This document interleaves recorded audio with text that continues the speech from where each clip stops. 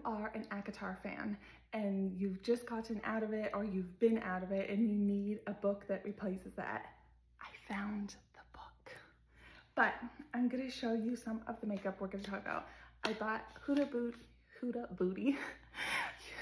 Beauty's new Easy Bake Setting Spray. This, you guys, I'm just gonna jump right in. This is summer. It's a 5-star vacation in Tahiti in a bottle. This is Way's St. Bart's. I have never smelled a perfume like this. It is a hair and body mist, and I just want to bathe in it. I don't ever want to let it go, and I hope that this is not a limited edition because this needs to stay in their line and I need it in everything. So long since I did a little episode of plot lines and lip lines, and for those of you who have never watched one of those episodes, it's basically where I talk about some of the books I've read, but I also involve some of my favorite things, which is makeup. So it's kind of like a get ready with me while I tell you about the books that you should put on your to be read. I'm starting with the Laneige. These are their new jelly lip glazes, whatever they want to call it. It has the little donut that has gone viral. Regardless of its viral status, I absolutely swear by their lip products. If you have dry lips, these are a must. First of all, I'm gonna jump into these sticks. All the green, and I was like, you know what? Let's just try something a little fun for spring and summer. And they're literally so easy. You just like swipe it on. You don't even have to blend it, but I'm just going an extra step and you're done. I'm just gonna go in with this MAC eyeshadow underneath. It's called Marsh. So let's talk about acotar. I mean, I feel like I could talk about that endlessly.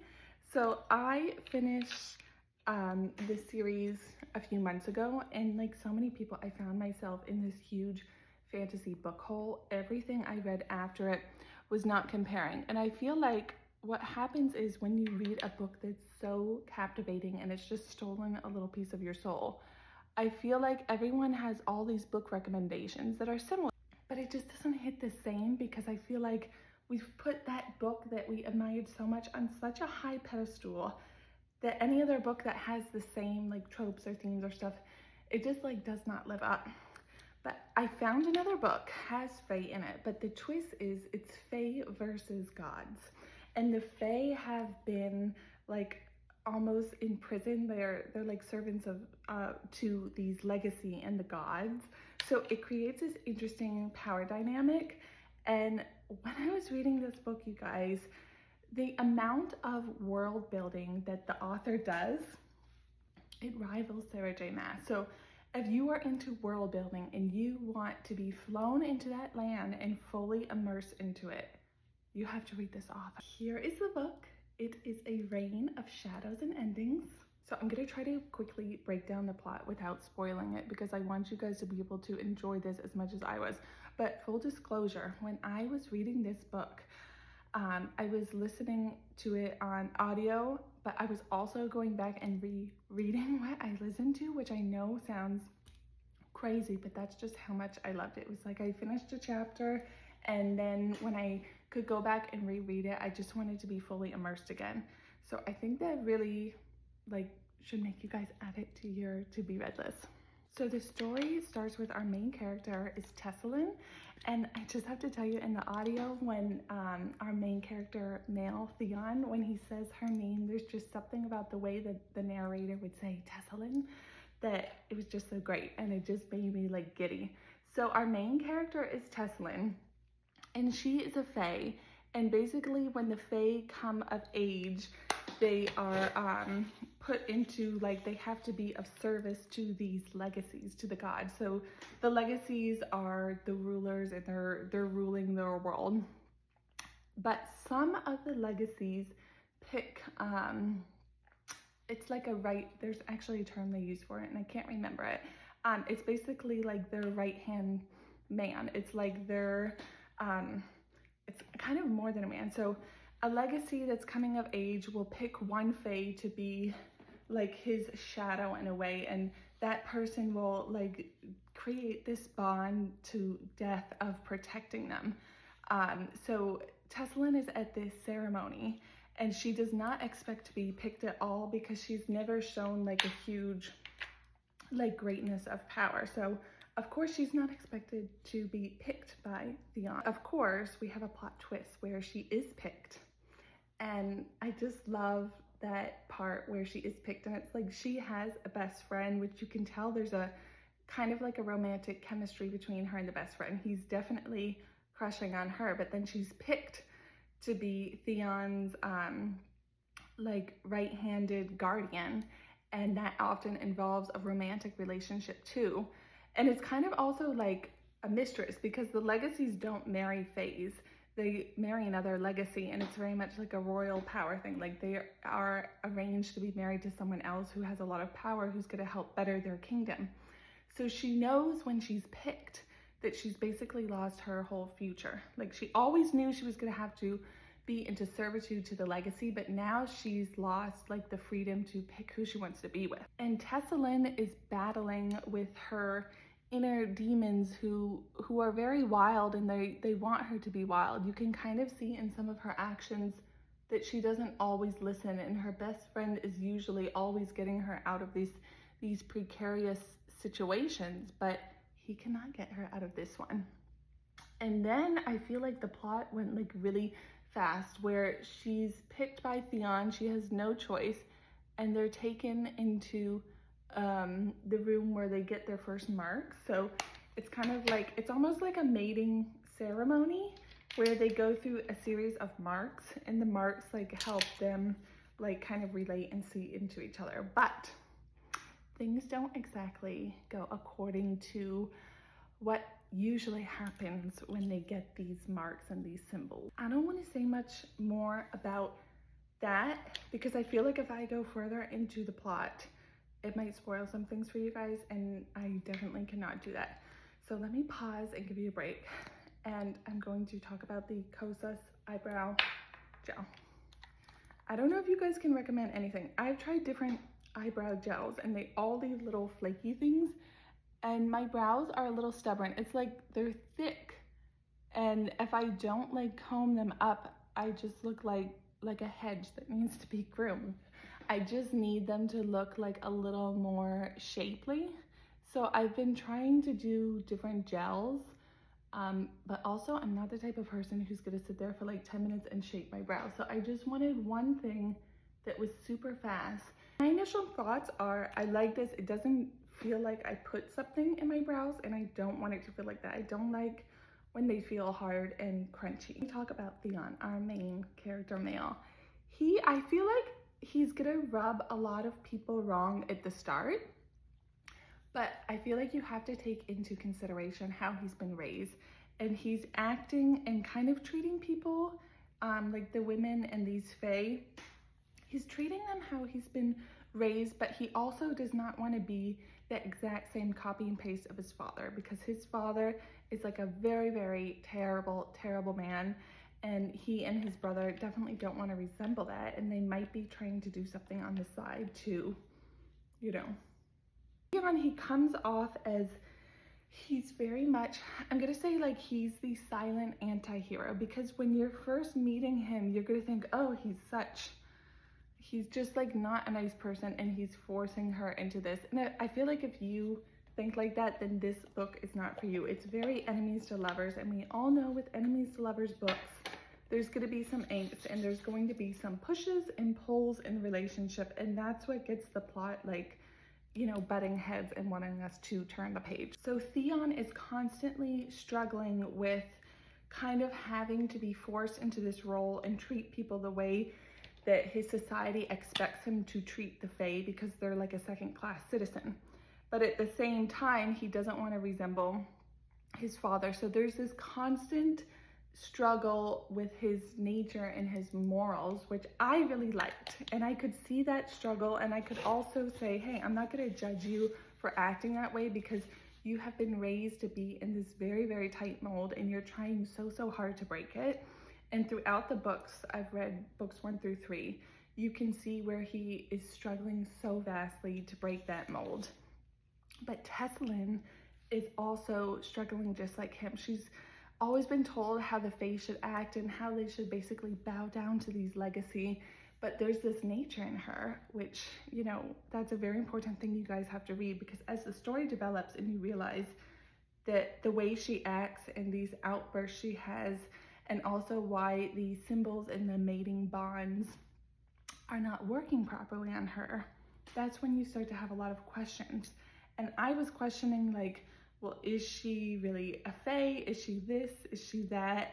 And I'm not gonna spoil it, but I think that the author constantly kept me on my toes, because at one point I thought I had it figured out. I was like, oh, she's not this, she's that. And then it wasn't. Let me digress for a minute and try to pick a blush. As you can see, I'm a little bit of a fan of Patrick Ta. And I know I kind of have like a semi-bold eye with the green. So I have the coral color, and green and coral, that surely goes good. I also have, this was one of his newer colors, She Goes to the Gym. That's pretty safe too. And then I had a neutral. I don't know what to do. Maybe we will just do, let's do a little neutral, because I don't want to scare the doctor later. By the way, I have to take my little girl to the doctor. She was born with a hemangioma and it's almost gone, and we're just finishing up with some laser treatments on where it was. So I go to pick her up from school in a little bit and I take her there. And I'm just so proud of her because she's doing so good during the little treatments.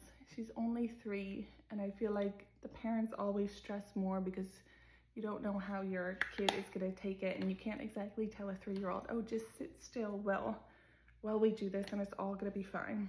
So that's what I'm trying to get ready for. Normally I go in like my mom attire, which is like leggings and a t-shirt, but I thought, let me use this as an excuse to use some new products and talk to you guys about books. Before I go back into the book and tell you why I think it's so similar to the acotar series. Similar in a way where obviously it's not the same plot and stuff like that, but it just gave me the same vibes. So if you guys have any suggestions, I'm not a huge makeup setting spray person. I feel like sometimes there's all these gimmicks like face primer, eye primer, blah, blah, blah, blah, blah. Like, I need to keep a routine simple, but it's getting into the summer here and it's very hot. So obviously, when I came off from reading this book, it just had everything for me. It had like self-discovery, character growth. It adds a lot of spice, but in a good way. And I mean that. So I just finished reading a book by one of my favorite authors, and I was disappointed because I feel like every single chapter had spice, and I think that was more for like the shock value. But it's like if every chapter has a spicy scene, I actually found myself skipping chapters. It's like if there's no plot woven into that, then it's just spice, and just that doesn't do it for me as a reader. Like, I need plot, and then I need some, you know, spiciness sprinkled on top. That book definitely did this, and the tension between the characters here in a reign of shadows and endings, but really throughout the whole series, there's more tension between Tessa Lynn and Theon. There's so much more tension. And then I've been debating whether I should share this with you guys, but there's a curveball thrown in, and maybe there's another love interest. And when this was starting to happen, oh, I was so excited because I was like, yes, this is exactly what Tessa Lynn needs. She needs, like, I feel like when you have enemies to lovers, you need to have a lot of tension and angst. But then when the author gave us this curveball of someone who's very, even more like closed off to her, but at the same time, he's more loving and receptive and caring for her, where Theon's not, it like created like this balance, and now I have like a nice stew going and I'm just gobbling it up. So that might be a little hint to you guys that this could be a reverse harem theme thrown into the mix later on. So it was like such an added bonus because I got like the vibes of this, of like fantastic writing and story building and like a really good plot. and amazing character growth. And then she hit us with this. Yes. On a side note, because I'm trying to mix in the makeup here. This is Clé de Peau. The formula of this, it's like a liquid lipstick in a true sense that it's like if you took your lipstick and melted it and put it into a form. It's not drying, it's extremely hydrating because I have dry skin and dry lips. So a lot of liquid lipsticks do not work well for me. My only beef is that they only have like 6 colors. It's been out for maybe like 2-3 years and they've not expanded on the line. I wish they would get more color, but I really love the color and it's very comfortable to wear. So if you want to spoil or treat yourself, these are great. Are they transfer proof? Absolutely not. They transfer, but they're just extremely nourishing. And I even have it in a bright red color and it kind of like slowly fades. It doesn't look like you have like this scary, hoary red lip. And I said Roehrich. Oh my God, can't say it. I'm meaning H-O-R-R-O-R, like horror, like you came out of a horror film. That's sounding like the other word. You know, like when you want to go bold and you wear a red lip, but then it starts to like fade and like your best friend or whoever you're out to eat with doesn't tell you and you're left with like these vampire-ish lips. That type of horror, not the other one. So for all my acotar readers, if you have finished this series and you have tried so many things, definitely consider jumping into this book. One more thing that I want to add. So when I first started reading this book, I realized that it was in the 3rd person point of view, which I do not like. I am in such a 1st person point of view. It just makes me feel like I'm there in the character's mind and I'm right there. So when I realized this was in the 3rd person point of view, I almost stopped reading it, which now would be absolutely heartbreaking. So if you start this and you realize it's in the 3rd person point of view, please try to push through and read it. And I think that knowing this and knowing it's in the point of view that I don't tend to gravitate towards, but I loved it so much. I think that really it should bolster up and let you guys know how amazing her writing is, that I totally threw to the wind, that I didn't care it was in 1st person point of view. And I just kept going and reading because that's how much I liked it, and that's how amazing of a writer and world builder this author is. Okay, you guys, I am going to go. I'm also going to point out my little pin that I found. So I do love a fantasy book, and I saw this pin and it just reminded me of like something a fantasy character would wear. It's like a big like dragon's eye or something. Yes, I'm a little quirky like that, but it just makes life more fun. So I hope you guys like this series. Yes, I'm gonna go, and I hope you guys have a good day. And right as soon as you stop watching, go add this book to your to be read list.